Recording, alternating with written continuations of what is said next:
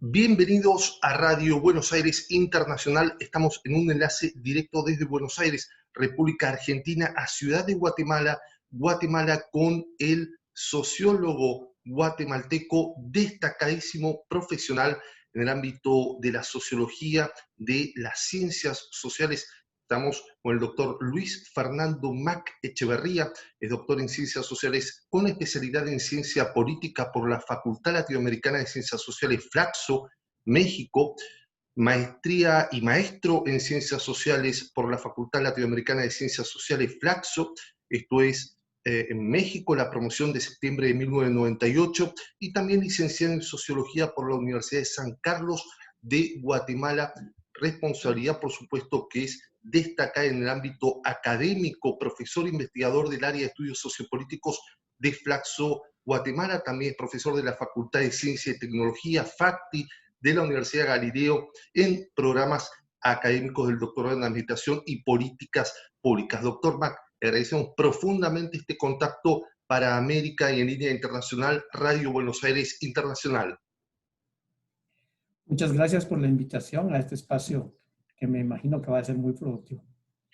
Claramente, y la primera pregunta, doctor Mac, tiene que ver cómo leer, cómo interpretar lo que hemos visto en el escenario global que aconteció en Guatemala en estos últimos días, protestas, caos social, el envío del presupuesto para el año 2021, fuerte rechazo, números en el legislativo que acompañan la decisión del Ejecutivo. ¿Habrá una marcha atrás? Hay plazo hasta el 30 de noviembre. ¿Cómo hacer una lectura de lo acontecido, doctor Mac? Bueno, el problema de Guatemala es que se viene arrastrando desde hace muchos años una deficiencia estructural, que es básicamente el que gobiernos, los sucesivos gobiernos desde hace muchos años, ya no me atrevería a poner un punto de inicio, han sido sistemáticamente contrarios a los intereses de la ciudadanía. Y obviamente este gobierno particularmente se ha desgastado en 10 meses de su gobierno. Él empezó a gobernar en enero de este año. Tiene 10, 11 meses más o menos de estar en el poder. Y los análisis demuestran que él ha ido perdiendo legitimidad conforme pasa el tiempo, justamente porque es una persona bastante irascible, porque no tiende no a escuchar. En el tema del presupuesto, por ejemplo, una serie de centros académicos de alto nivel y analistas políticos empezaron a señalar que ese presupuesto era el más alto de la historia de Guatemala, pero también con altos niveles de endeudamiento, con muchos elementos opacos que permitían identificar clientelismo, probablemente actos de corrupción escondidos y una serie de elementos completamente negativos. Por ejemplo, le disminuía dinero a el presupuesto del organismo judicial en más o menos la mitad, donde el organismo judicial decía que ya no podía operar con ese dinero todo el año, y a la Procuraduría de Derechos Humanos. Mientras que aumentaba gastos de funcionamiento, como por ejemplo en viáticos, en comida, en construcción de edificios, que todo el mundo lo vio como innecesario, especialmente porque en esos días Guatemala había pasado por una crisis basada, digamos, en los dos huracanes que habían impactado, tormentas tropicales que habían impactado a Guatemala, el Iota y Eta, de manera sucesiva. Entonces había mucha necesidad, mucho interés realmente en ver cómo se iba a solucionar los problemas de la población, y el gobierno, el presidente de la República, junto con los principales partidos políticos aglutinados en el Congreso, aprobaron un presupuesto, o tentativamente querían aprobar un presupuesto, que era a todas luces innecesario y no acorde con las necesidades del país. Entonces eso fue lo que detona la crisis, digamos, del fin de semana pasado. Bueno, eso por un lado. Por el otro, las manifestaciones desde 2015 habían hecho, digamos, que mucha gente se volcara a las calles.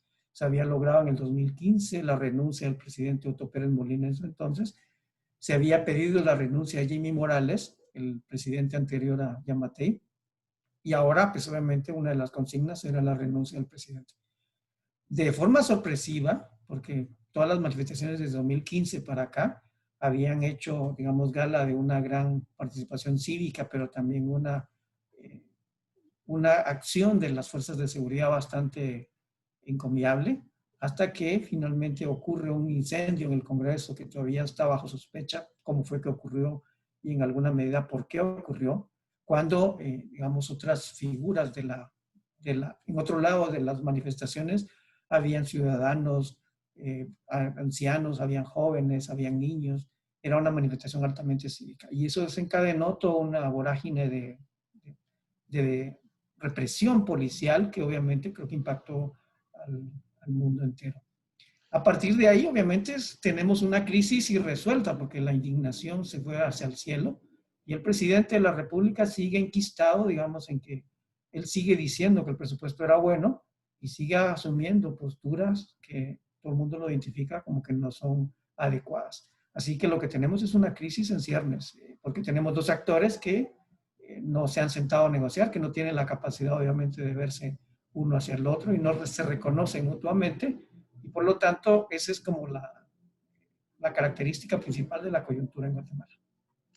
Uno había visto, y por supuesto fueron dos grandes marcas en Guatemala, primero en la década de los 50 con el derrocamiento del presidente Arbenz Guzmán, luego el proceso de Efraín Ríos Montt, la condena en el ámbito internacional por la violación a los derechos humanos. Fueron dos etapas, pero en la etapa reciente hay una crisis institucional que parece no detenerse.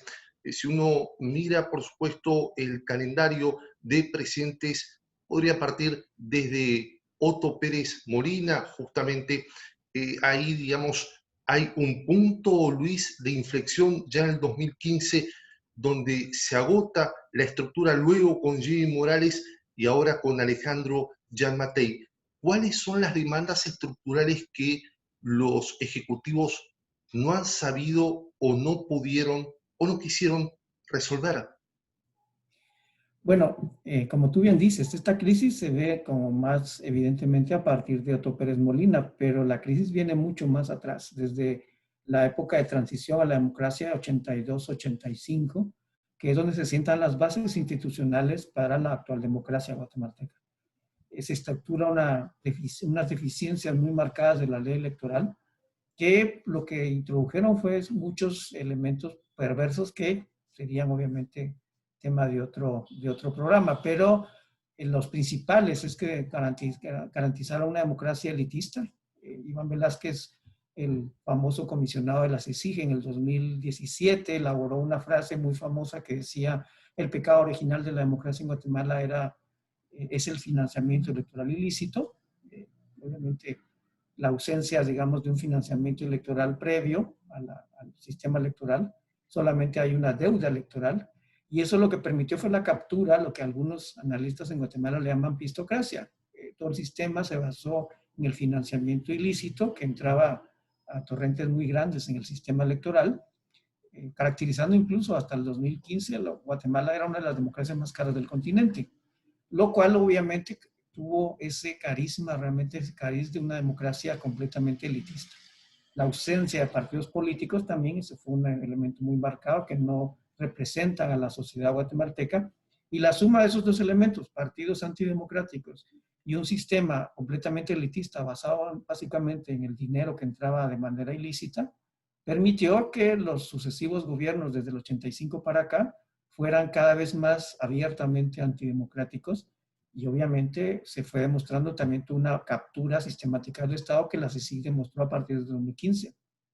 Iván Velázquez en el 2017 le llamó a esa captura como una de las más grandes que él había visto en todo el continente americano, lo cual ya es bastante grande, ¿no? Entonces, lo que tenemos es una inercia, el sistema muy perversa que hace que sistemáticamente esté en contra de la población. La ciudadanía se fue dando cuenta paulatinamente de esa desconexión entre la política y la ciudadanía, justamente, y fue creciendo esa incertidumbre y también esa indignación que se manifestó palpablemente desde 2015. Pero ahí es donde tenemos el choque, digamos, de una estructura que se resiste a cambiar y una sociedad que ya está cansado de malos gobiernos. En Guatemala siempre hemos dicho que el presidente actual es el peor presidente de la historia hasta que llega el nuevo. Entonces, lo que tenemos es una crisis cíclica, garantizado por las deficiencias del sistema electoral. Y los sucesivos gobiernos se han negado, como tú dices, a establecer las medidas y las reformas de fondo que permitan la oxigenación del sistema. Por lo tanto, hay actores en Guatemala que se sienten como capturados por esa perversión cíclica y no encontramos un camino en el corto plazo para poder solucionar justamente la conflictividad que surge a partir de este cruce entre los intereses ciudadanos y obviamente las inercias del sistema político. Al observar rápidamente el mapa de Centroamérica, uno ve el triángulo famoso, conocido, Guatemala, El Salvador y Honduras. El Salvador ha tenido algunos indicios, al menos entre comillas, de avance, si uno lo pone a pensar, Salvador Sánchez Serén, Nayib Bukele, con diferentes ópticas, con diferentes sentidos. Sin embargo, Guatemala mantiene una cierta dinámica que le permite cambiar los presidentes, pero readaptarse y mantener estos procesos sin resolver. También la presencia de Rigoberta Menchutón, Premio Nobel de la Paz, tan importante para el mundo. ¿Cómo se están gestando los movimientos sociales, los partidos? ¿Hay aires de renovación? ¿Hay un incremento de solicitud o de peticiones de mayor fuerza en la conformación de los movimientos sociales? ¿O realmente se está debilitando esas estructuras y entonces el margen constitucional o institucional, mejor dicho, tiene todavía mayor margen? Mira, ese es un problema fundamental. Yo creo que en Guatemala no hay ningún sector o actor que esté conforme con la situación actual. Y creo que hay mucho interés de cambio. ¿Por qué? Como tú bien dices, ese interés de cambio no se ha manifestado en una transformación integral del sistema. Me parece que uno de los principales elementos es que la sociedad civil está muy polarizada, está muy enfrentada, también tiene, digamos, muchas dinámicas centrífugas que hacen que cada uno quiera ir para adelante realmente con su propia solución. En la última elección, por ejemplo, antes de que ganara Yamatei, que era un candidato que nadie esperaba que fuera a ganar, hubieron por lo menos unas 6 o 7 opciones dignas o que intentaban hacer cambios. Y toda la sociedad civil le exigió a los partidos políticos que estaban intentando hacer un cambio que lograran una articulación, una suerte de gran frente nacional en contra de la impunidad y la corrupción y por la transformación del sistema. Y lamentablemente no se logró, cada quien fue por su lado. Si uno suma los votos que obtuvieron estas opciones de cambio, superaron al segundo lugar el actual presidente Yamatei. Entonces, esa deficiencia de la sociedad civil que intenta hacer un cambio, pero no logra articularse de manera que tenga la suficiente fuerza de obligar al sistema a hacer un cambio, es lo que origina, como tú dices, amplios márgenes de acción de los que están defendiendo el sistema y que no quieren hacer cambios. Entonces se sienten muy cómodos realmente. Y Jimmy Morales fue la imagen nuevamente de un actor que durante 4 años se dedicó a defenderse. Él tenía una lógica altamente defensiva y altamente, él casi no salía, casi digamos, en algunos pasajes de su mandato, él prácticamente se aisló en Palacio Presidencial, pero sobrevivió, realmente pudo mantenerse, también porque del lado de la sociedad civil, por ejemplo, el sector organizado empresarial, como ellos andan buscando más estabilidad que otra cosa y como el sistema no garantiza una salida rápida de esto, pues ellos argumentaban, miren, es que tampoco podemos estar quitando y poniendo presidentes, porque el sistema electoral también político no hay nadie representativo. Como para ejemplificarte eso, el viernes antes justamente de las manifestaciones que terminaron en este enfrentamiento violento, el vicepresidente de la República le pidió públicamente al presidente de la República que los dos renunciaran por el bien del país. Obviamente no cuajó esa petición, pero algunos actores se pusieron muy escandalizados por esa petición, porque si los dos, el presidente y el vicepresidente, renuncian, quien le toca elegir al nuevo presidente es el Congreso de la República, que es percibido por la ciudadanía como un ente incluso peor que la presidencia. Entonces, estábamos imaginando a quién podían poner y alguien posiblemente mucho peor que el actual presidente. Entonces, puede ser que la solución sea peor que el remedio, perdón, el remedio peor que la solución. Así que en alguna medida tenemos lamentablemente como un callejón sin salida, que no hay una salida fácil. Ahora, puntualmente el presidente decide llamar a un diálogo. Asistieron la mayor cantidad de actores sociales. Fue deficitaria la concurrencia a ese llamamiento para un revalúo del nuevo presupuesto. Estamos hablando de 10.390 millones de dólares, que era lo que tenían este año. Si, digamos, no se puede modificar, evidentemente va a quedar confirmado el de este año. ¿No hay, por otra parte, entonces, un avistamiento de una concurrencia, de un gran pacto o un gran contrato social? No, eso es lo lamentable. No, si hubiera, creo que ya, pues obviamente estaríamos en una situación diferente en este momento.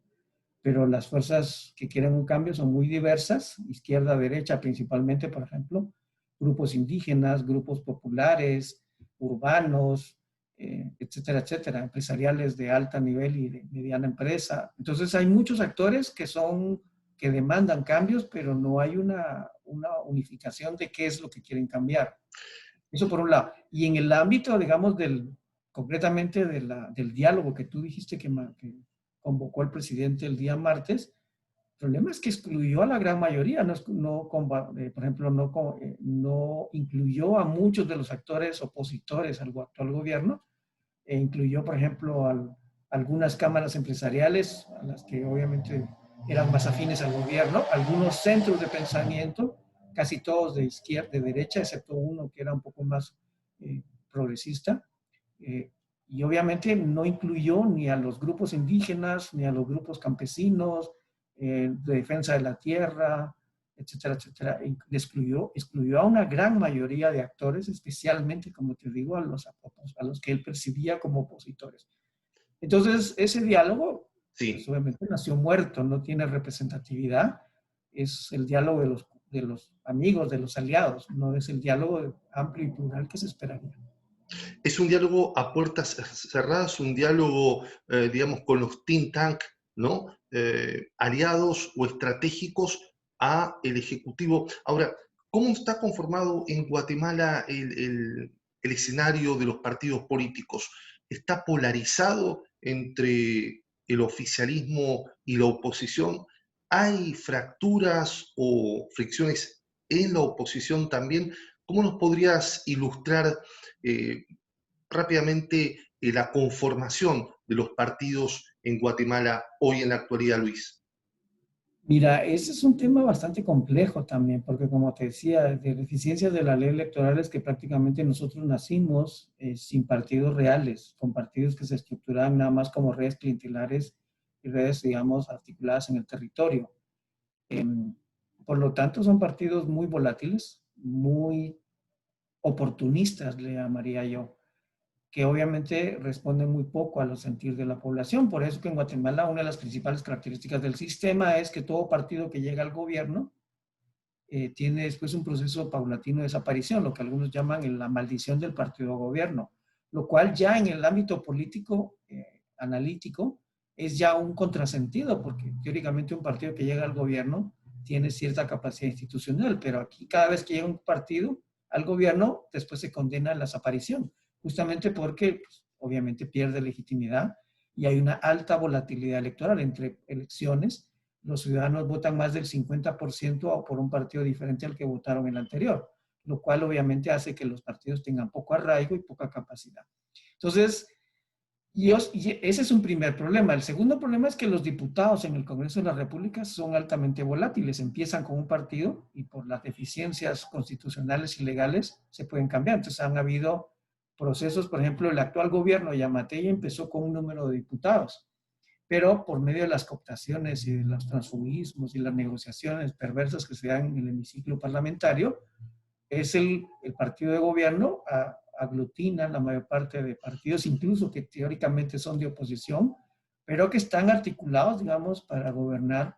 Y por eso es que al presidente le es muy cómodo el Congreso, porque es, digamos, como el ámbito de sus aliados. A pesar de que, por ejemplo, entre la Junta Directiva existen partidos de oposición, como algunos diputados de la UNE, pero el mismo partido de la UNE dice que sus diputados se fueron al otro lado porque fueron comprados mediante una serie de prebendas y mecanismos clientelares. No se ha logrado verificar que sea eso cierto, pero hay una sospecha de que es cierto. Entonces, ese es el problema de un Congreso, que más bien parece como la cueva de los ladrones, dicen algunos. Algunos le llaman los dipucacos, por ejemplo, que en Guatemala es como dipuladrones. Y obviamente esa perspectiva es lo que en alguna medida, por eso es que la imagen del Congreso quemándose el sábado, a pesar de que algunos dijeron eso es lamentable, algunos lo celebraron diciendo que bueno que se quemó esa cueva de ladrones, lo cual es lamentable también, ¿no? Eso es lo que alimenta, por supuesto, la percepción del gobierno, o más bien la justificación del gobierno para reprimir a la población. La economía nacional, ¿cómo marcha? Teniendo en cuenta que, por supuesto, no está blindada, no es inmune a estos cambios políticos. Una de las claves que acabas de mencionar es la altísima volatilidad, tanto de los partidos en sí, suben y caen, y además la volatilidad de los intereses políticos en aliarse rápidamente a otros círculos. ¿Cómo está en marcha la economía hoy en Guatemala? También ese es uno de los aspectos, hay que tener en cuenta el contexto de COVID-19, de pandemia global, pero ¿cómo está presente hoy la economía guatemalteca? Bueno, esa es otra de las características. COVID-19 nos impactó muy duramente al país, pero también, como te decía, los dos huracanes y los desastres que se han ocurrido en este año fueron muy graves. La Secretaría de Planificación de la Presidencia, que es el ente técnico del gobierno, calculó que los pérdidas y los costos económicos y estructurales que tuvo, digamos, estas dos tormentas tropicales en conjunto superan todos los desastres ocurridos en los 20 años anteriores a Guatemala, lo cual ya es una imagen bastante catastrófica. Entonces, tenemos un país que económicamente, como tú dices, tiene muchas deficiencias, muchas dificultades, y por eso es que lloraba sangre el hecho de que tengamos un presupuesto tan elevado para cosas que en muchos actores, digamos, se ve como superfluo, como innecesario, porque obviamente necesitamos una reactivación económica y la forma en que el gobierno está poniendo, digamos, es el dinero y lo está utilizando, por ejemplo, no es para nada transparente. Este año, por ejemplo, se destinó mucho dinero, supuestamente, del presupuesto a paliar los efectos de la COVID-19, pero ese dinero no se ha podido auditar adecuadamente, que ese dinero haya ido pues a buenos puertos, digamos, se haya gastado adecuadamente. Estamos hablando, Luis, estamos hablando de la transparencia y la fiscalización en lo que conlleva los programas sociales que fueron también tan duramente cuestionados desde el punto de vista de la administración propia de esos programas, ¿verdad? Sí, claro. De hecho, se elaboró una campaña mediática que todavía tiene eco en Guatemala, que es dónde está el dinero, porque sí se destinó cierta cantidad de dinero y obviamente el problema es que ese dinero parece que desapareció o no hay forma de auditarlo. En una de las últimas visiones, por ejemplo, se demostró, por ejemplo, que más de 130 millones de quetzales, por ejemplo, habían desaparecido de uno de los ministerios. Y el encargado dijo, ay, es que me falsificaron la firma y no había, digamos, claridad en qué se había utilizado y hacia dónde había ido ese dinero. Entonces, obviamente, todo ese tipo de noticias y toda esa falta de transparencia y esa falta, digamos, de capacidad institucional para poder paliar las necesidades de la población en un momento crítico, también es lo que tiene a la población muy molesta realmente. Y por otro lado, por ejemplo, las noticias, los periodistas han hecho una buena labor. Se pusieron a investigar que justo en el momento en que había mayor necesidades por la crisis, digamos, de los huracanes y de las tormentas tropicales, algunas de las dependencias del Estado, especialmente ligados al presidente, habían gastado un montón de dinero en una serie de platillos muy caros, realmente, camarones jumbo y no sé qué más cosas, carne de primera, etcétera, etcétera, que se daban unos grandes banquetes. Y los mismos diputados, por ejemplo, gastan mucho dinero en banquetes y comidas y viáticos que no está justificado. Entonces, ese tipo de noticias en donde se ve que los funcionarios no son para nada austeros y están gastando a manos llenas en cosas que no son adecuadas, creo que es lo que tiene muy molesta a la población guatemalteca. Otro de los factores que me parece importante mencionar son las remesas. Muchos guatemaltecos en los Estados Unidos que manejan, por supuesto, una situación de informalidad, pero sin embargo asisten vía internacionalmente las remesas a sus connacionales, y pensaba que este también es un factor muy duro en lo que es la merma del empleo en los Estados Unidos, y que esto ha impactado también el envío de las remesas y ha generado que caigan los ingresos en varias familias de Guatemala que dependían estrictamente de los envíos de sus familiares. Entonces, ahí ya, digamos, hay un factor también propiamente crítico, y querría agregar la caída desde el punto de vista de imagen y administrativo propiamente de los gobiernos. Hay una falencia, si se quiere, hasta institucional, que pone en juego el valor y los valores en un circuito democrático. ¿Cuánto más puede esperar y qué escenario se puede prever para los próximos días, meses de continuar estas situaciones tan inestables y de altísima volatilidad, Luis? Esa es una muy buena pregunta que no tiene tan buena respuesta, me parece. Conociendo un poco el antecedente de Jimmy Morales, por ejemplo, que donde hubo 4 años de conflicto, digamos, de peticiones de renuncia, etcétera, etcétera, me parece que la actitud del actual gobierno es similar a la de Jimmy. No se le ve realmente ninguna posibilidad de que, por lo menos en el corto plazo, de que Yamatei recapacite y diga, bueno, miren, vamos a hacer algo, las cosas diferentes, o que los diputados también lo hagan. Más bien, siguen mandando mensajes negativos en el sentido de que ellos siguen en su lógica y en sus mismos, digamos, planes de siempre.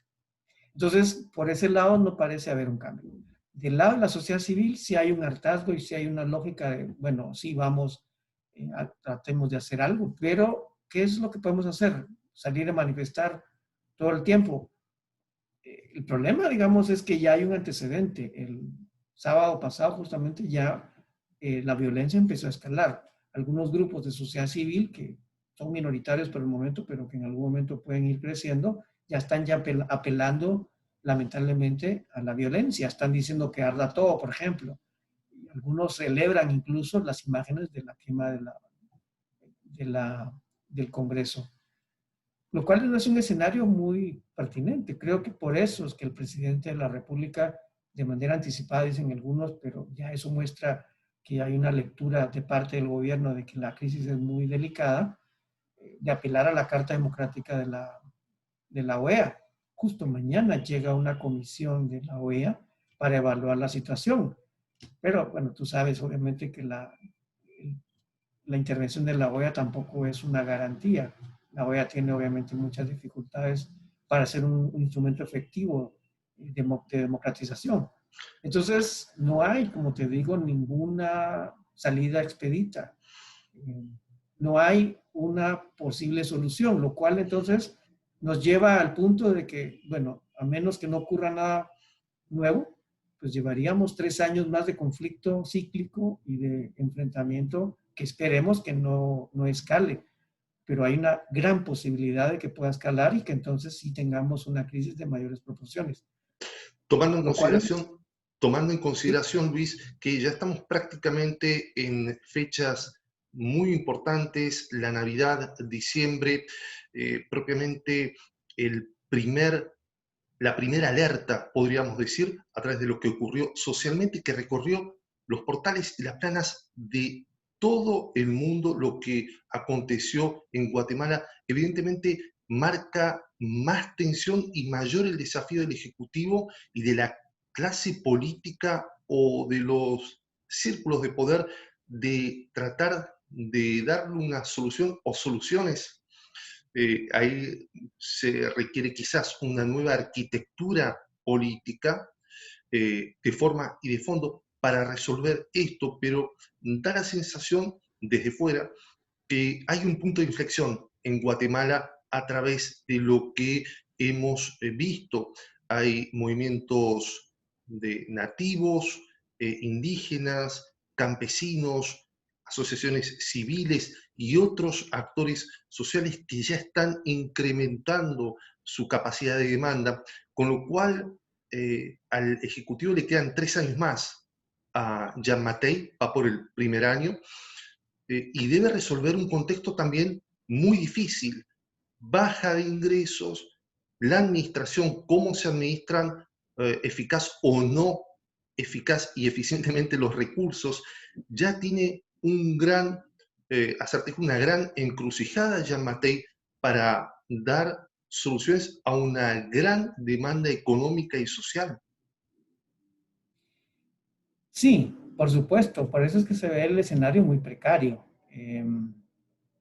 Pero, a ver, en cuanto a los señales de los principales socios internacionales que acompañan el proceso, aquí hay un grupo de cooperantes de los más grandes, que es el G13, que se aglutina ahí los principales cooperantes de Guatemala, dentro de los cuales está uno de los más importantes, con más poder, digamos, en Guatemala, que es la Embajada de Estados Unidos. Y ambos, la G13 y la Embajada de Estados Unidos, emitieron un comunicado el fin de semana llamando a la cordura, llamando, digamos, justamente a la negociación. Porque me parece que en Guatemala realmente los actores, especialmente la Embajada de Estados Unidos, para ponerle apellido y nombre, tiene como mucho temor de que Guatemala caiga, obviamente, en manos de los extremistas, los comunistas, los socialistas, bueno, todo lo que en alguna medida se le tiene tanto miedo en estos países.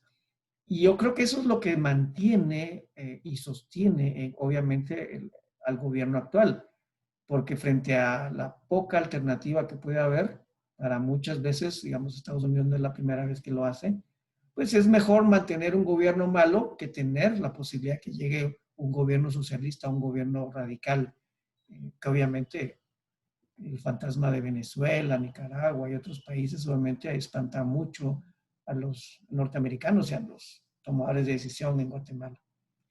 Entonces, eso es lo que, a pesar de, como tú bien dices, hay una demanda que va creciendo y una fuerza social y política que va obligando, obviamente, a cambios, pues lo más probable es que no ocurra nada. Lo que en alguna medida quizás va a obligar en alguna medida al gobierno de Yamatei es pues, a conceder algunas cosas. Quizás esa podría ser un escenario intermedio que pueda Barajar, permitir. Luis, a barajar de nuevo las cartas, ¿no? Es decir, quizás uno pueda también pensar una inyección de mayores fondos, una inversión externa, un envío propiamente externo. Ya creo que Trump había partido fondos al anterior presidente y pensar esta dinámica significa que es solucionar, entre comillas, no dar una solución estructural, sino una solución a un cierto plazo, ¿verdad? Porque en definitivamente es tomar deuda o aceptar una inversión, una inyección que va a durar y va a tener un efecto muy precario, si se quiere. Exactamente, me parece que va a haber una solución salomónica, probablemente que evite la confrontación, pero que no haga un cambio radical, que es, como te digo, al que se le tiene tanto miedo en Guatemala. Quizás hay uno de los elementos que podría ser como un elemento clave, que es el cambio de gobierno en Estados Unidos. Ya se está diciendo que Biden está adelantando algunas cosas que él piensa hacer. Habría que ver si finalmente se cristalizan. Pero una de las cosas que se están barajeando justamente es establecer una suerte de comisión internacional contra la impunidad, una suerte de CICIG 2.0, pero que no tenga su sede solo en Guatemala, sino que trabaje a nivel regional, a nivel centroamericano. Si en dado caso se concreta esa posibilidad, la lógica realmente de una comisión que acompañe los procesos de, digamos, de transformación estructural que necesita Guatemala, pero que no lleguen, por supuesto, a esos niveles de cambio que se le tiene tanto miedo, eso podría permitir una oxigenación del sistema, porque entonces se podrían ir abriendo paulatinamente algunas demandas, algunas concesiones, que podría ir, obviamente, canalizando la frustración. Eso podría ser un escenario intermedio. De lo contrario, si no se da eso, el choque es muy fuerte realmente. Digamos, podría haber exactamente una colisión. Ahora, puntualmente por la COVID-19, tenemos un registro total en Guatemala que ya lleva acumulados 120.685 casos, ¿sí?, de coronavirus, ¿sí?, desde el inicio.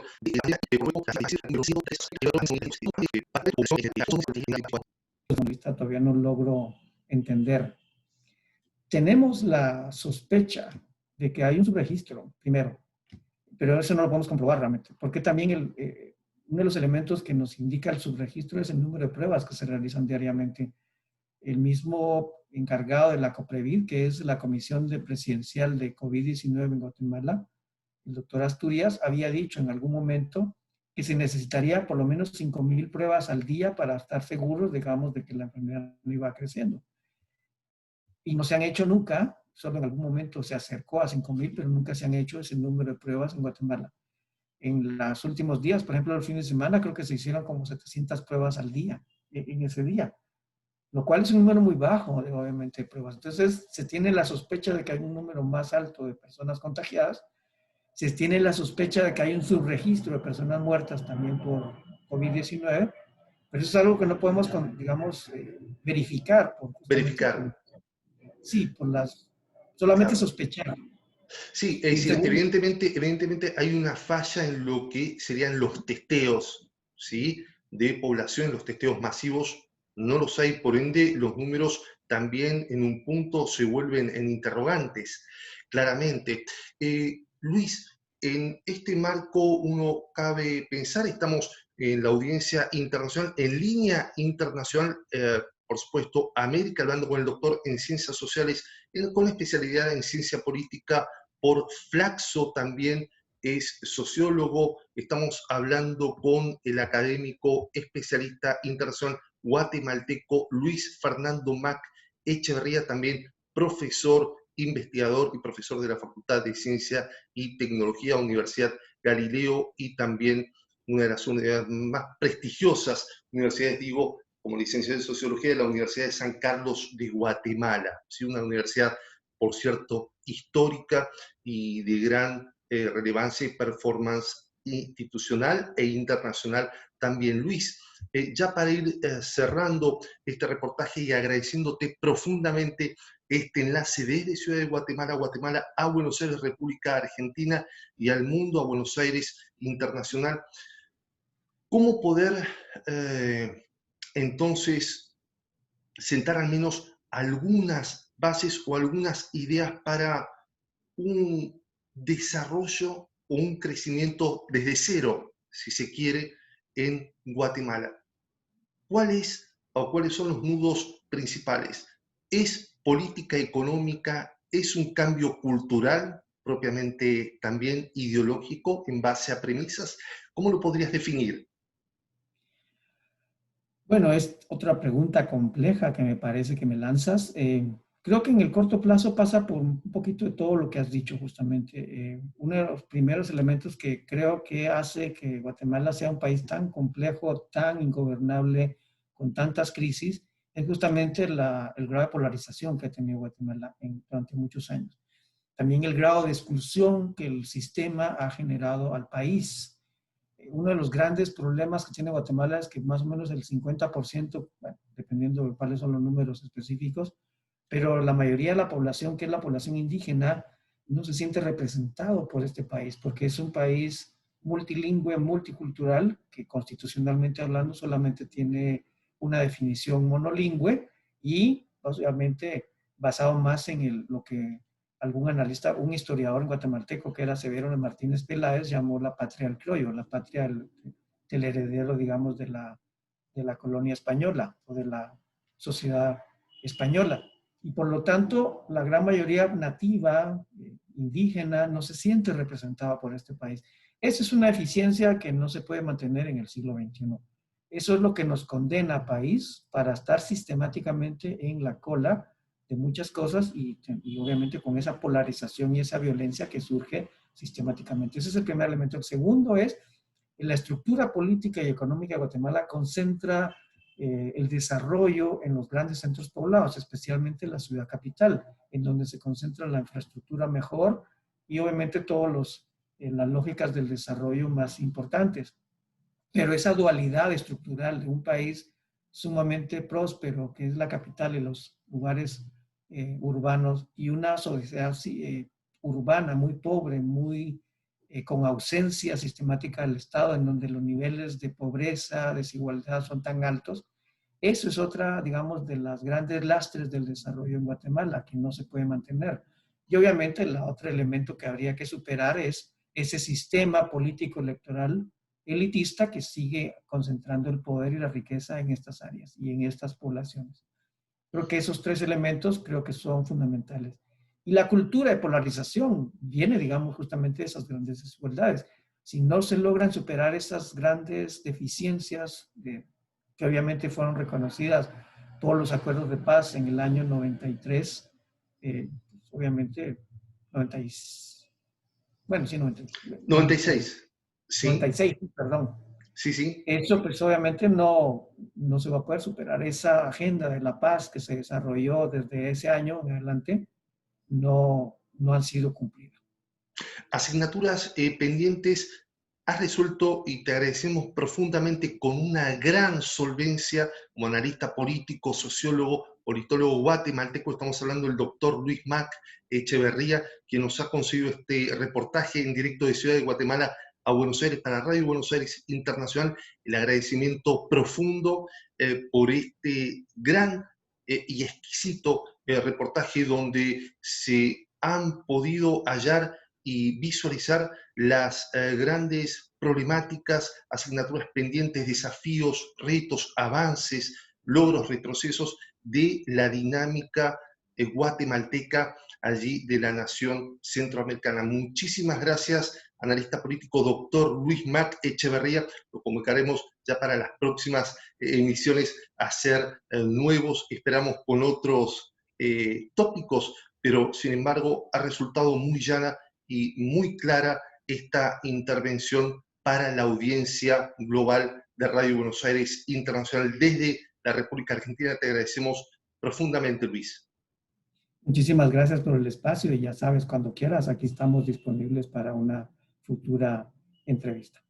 Bien, así entonces concluimos con el analista político doctor Luis Mac Echeverría, sociólogo, politólogo de la Universidad San Carlos de Guatemala, una de las universidades históricas de Guatemala, desde Buenos Aires, enlace con nuestra querida y hermana nación de Guatemala en este, por supuesto, link ya al mundo, agradeciéndole esta intervención y estas reflexiones sobre la realidad de la plataforma guatemalteca. Gracias, nos reencontramos la próxima edición en línea internacional y en América. Gracias.